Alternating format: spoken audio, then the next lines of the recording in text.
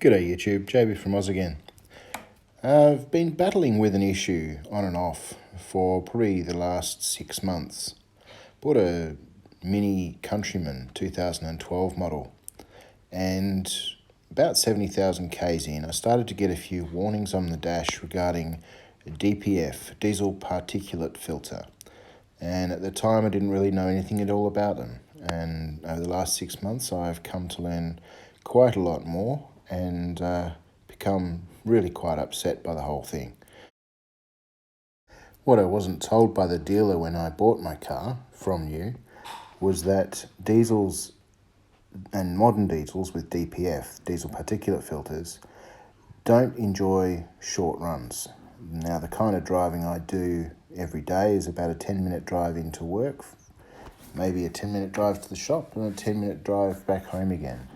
So all the driving I've done from new till 110,000 Ks has been relatively short stop-start driving. Apparently that's the absolute worst thing you can do with a modern diesel. But of course the dealer doesn't tell you this when you buy a new car. They just want to sell you the car. And so apparently the solution is to take it on long drives. Go for a 60-kilometre drive at 80 plus kilometres an hour, probably once a week or once a fortnight is supposedly enough to keep the car in useful condition. So my current state of affairs is to try and get my vehicle back to a state of running. So I've gone and found a second-hand DPF off a 70,000 kilometre mileage vehicle. That ended up costing around $500. And now I'm setting about trying to get that fitted to my car. The regeneration that happens in the vehicle is a bit of a kludge. It doesn't really do a proper job of cleaning the filter. And ideally the kind of filter cleaning that occurs would be a proper pyrolytic cycle through, say, a heat treat oven like I'm building at around 650 degrees C for a period of a couple of hours to turn all of the inside particulates to ash and then allow those to be cleaned out of the filter.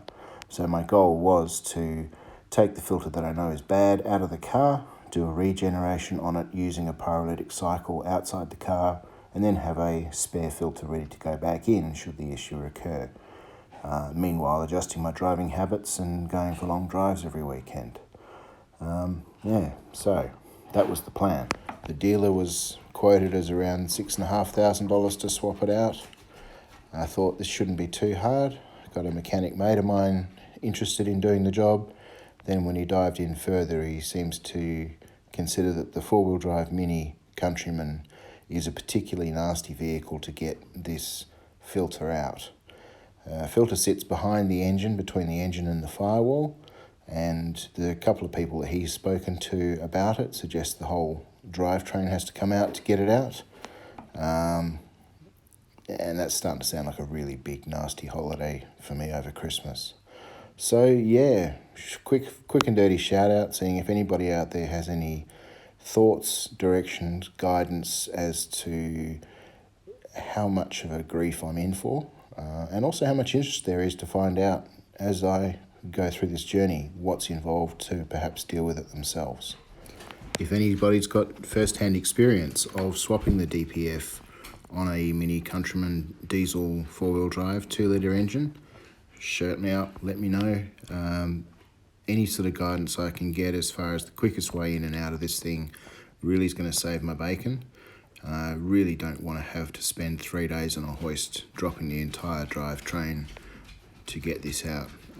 If I have to drop it out, I'll end up doing probably the clutch at the same time and a timing belt at the same time, or timing chain rather, and essentially going over anything else that could possibly be swapped out whilst that engine is out, because I really don't want to have to do that job again. That being said, the DPF that I pull out, I am planning to do a full clean on so that I have a spare alongside waiting for the inevitable that should the problem return. And of course the other thing that concerns me is that it may not be the cause of my problems. It may just be a symptom of something else within the engine that's wrong. Now, as I say, I've owned this vehicle from new. but potentially there's a leak, an air leak, a cracked airline, something causing the mass airflow sensor to read incorrectly, something causing it to be running rich, although I'm running at the pretty good fuel economy lately, 6.9 litres per 100 Ks. I do drive with the air conditioning on pretty much all the time, being that we're in WA and it's quite hot here. But yes, certainly it could be that the DPF is only a symptom of some other issue inside the engine that I've not yet found. So anyway, wish me luck, throw me a bit of encouragement, tell me if you want to see this on video, the pain that I go through trying to get this thing up and running again. Share your experiences, point me to other tales of woe or success in this area. Let's get this conversation going. And if you're in the market for a vehicle, just remember a diesel, modern diesel with a DPF needs to be driven long drives, not short drives. So if you're looking at a car, choosing between a petrol or diesel, maybe diesel isn't the answer for you. Anyway, thanks for watching. Please like, share and subscribe, and we'll catch you on the next one. Cheers guys. Bye.